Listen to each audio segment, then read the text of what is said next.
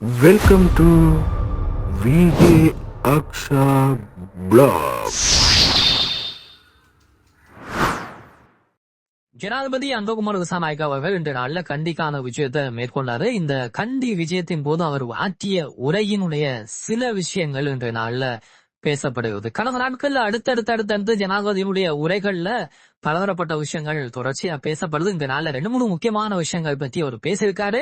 அதோட இன்று லின்வா புயலினால் பாதிக்கப்பட்ட மக்களுக்கான பண உதவிகளை வழங்குறதுக்காக தான் அவர் அங்க சென்றிருந்தாரு. அந்த நேரத்துல உரையாற்றிய மிக முக்கியமான ஒரு விஷயம் சொன்னா, இந்த வருஷம் 2026 மட்டுமல்ல, 2027 ஆண்டு முடியும் வரைக்கும் யாருக்கும் சம்பள உயர்வு இருக்காது. சம்பள உயர்வு யாரு எவ்வளவு பெரிய வேலை இருந்தாருன்னா, எந்த வேலையில இருந்தாருன்னா, வீதிக்கு இறங்கி எவ்வளவு நாள் எவ்வளவு காலம் போராடினாலும் 27 ஆண்டு 2027 வரும் முடியும் வரைக்கும், அதுவும் அடுத்த அந்த வரவு செலவு திட்டத்தை பார்த்து என்ன மாதிரி இருக்கு, இது கொடுக்கக்கூடிய மாதிரி இருக்குமா இல்லையான்றதுல அவங்க யோசிச்சுதான் சம்பள உயர்வு வழங்கப்படும் அப்படின்றத சொல்லியிருக்காரு. அதுக்கு முக்கியமான காரணம் சொன்னா, 2024 11 கோடி ரூபாய் அடிப்படை சம்பளத்துக்காக அரசாங்கம் ஒதுக்கி இருக்கு. அதே போல 2025 அப்பவும் 11 கோடி ஒதுக்கி இருக்காங்க அடிப்படை சம்பளத்தை வழங்குறதுக்கு. 2026 இந்த வருஷத்துலயும் 11 கோடி ரூபாவை ஒதுக்கி இருக்காங்க அடிப்படை சம்பளம் வழங்குறதுக்காக. எனவே இந்த 33 கோடி ரூபாவையும் ஒதுக்கப்பட்டிருக்கு மேலதிகமான சம்பளத்தை உயர்வுகள்ல அடிப்படை சம்பளத்தை மக்களுக்கு, அதாவது ஊழியர்களுக்கு வழங்கணுன்றதுக்காக தான். எனவே இந்த அடிப்படை சம்பளம் எல்லாம் வழங்கி முடிஞ்சதுக்கு பிறகுதான் சம்பள உயர்வை பத்தி கேட்கணும் அப்படின்னு மாதிரி சொல்லிருக்காரு. ஒரு நிறுவனத்தினுடைய தலைவர் எப்படி சொல்லுவாங்க, இப்ப எல்லாம் சம்பளம் கூட்ட முடியாது, அதுக்கு நேரம் இருக்கு, இங்க எல்லாம் பேசிக்கா சம்பளம் கூட்டுறதுக்கான ஆட்கள் இருக்காங்க, இப்ப புதுசா ஆட்கள் எடுத்திருக்கான், அது புறா சம்பளம் கூட்டுறாங்க சொல்லுவேன். அந்த மாதிரி ஒரு தொனியில இன்றைய நாள்ல ஜனாதிபதி பேசியிருக்காரு. இந்த விஷயம் இந்த நாள்ல பெரிய அளவா பார்க்கப்படுகின்ற ஒரு விஷயமாக மாறி இருக்கு. அது மட்டுமில்லாம ஒரு மிக முக்கியமான விஷயம், இந்த வருஷம் தான் நீங்க எதிர்பார்த்த ஒரு மிக முக்கியமான வருஷமாக இருக்கும் அப்படின்னு சொல்லிருக்காரு. காரணம்னு சொன்னா, நீதியினுடைய நிலைமை இப்பொழுது ஸ்திரமான நிலையில இருக்கிறது. சட்டம் ஒழுங்கு, லஞ்ச ஊழல் என்று எல்லா விடயத்திலும் சரியான நடவடிக்கைகள் இப்பொழுது எடுக்கப்பட்டு வரதால, எப்ப எந்த பதவியில எவ்வளவு பெரிய ஆளாக இருந்தாலும் சட்டத்தின் முன் எல்லாரும் ஒன்றுதான். இந்த வருஷம் நீங்க எதிர்பார்க்கிற மாதிரியான பல விஷயங்கள் நடக்கும்.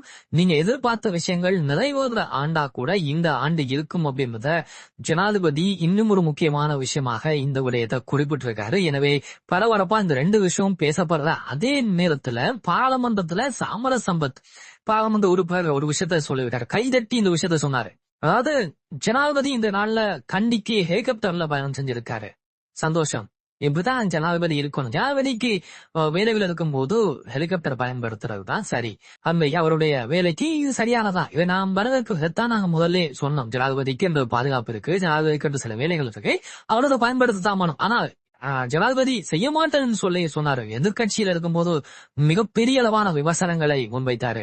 ஹெலிகாப்டர் என்னதுக்கு, மேல ஹெலிகாப்டர் போகுது, கீழே வாகனம் போகுதுன்ற பலதரப்பட்ட விமர்சனங்களை வச்சாரு. ஆனா அவர் இன்றைக்கு முதல் முறையா ஹெலிகாப்டர் போயிருக்காரு. வாழ்த்துக்கள், நாங்க அதை வரவேற்கிறோம், பாராட்டுறோம்ன்ற மாதிரி சொல்லியிருந்தாரு. ஆனா தேடி பார்க்கும் போது ஜனாதிபதி செயலகம் பக்கமாகவோ அல்லது ஜனாதிபதி உலக பிரிவு பக்கமாகவோ எந்த விதமான உத்தியோகபூர்வமான அறிவித்தலும் வரல. ஜனாதிபதியுடைய பயணம் குறித்து அவரை ஹெலிகாப்டர் போனாரா அல்லது தலைவலியாக போனாரான்றது தொடர்பான எந்த விதமான தகவலும் இதுவரைக்கும், நான் வீடியோ ரெக்கார்ட் 7 மணி 15 நிமிஷம் பொழுது இந்த நேரம் வரைக்கும் எந்த தகவலும் வரல. எனவே இது தொடர்பான தகவல்கள் வரும் சொல்லி எதிர்பார்க்கப்படுது. ஏன்னா பாராளுமன்றத்துல பேசப்பட்ட இந்த விஷயம் இப்பொழுது வழியில கொஞ்சம் பேசப்பட ஆரம்பிச்சிருக்கு. அதனால ஜனாதிபதி செயலகம் அல்லது ஜனாதிபதி ஊடக பிரிவு தொடர்பாக அறிவித்தல்களை விடுப்பாங்க. எனவே இந்த விஷயம் மிக முக்கியமான விஷயமாக இருக்கு.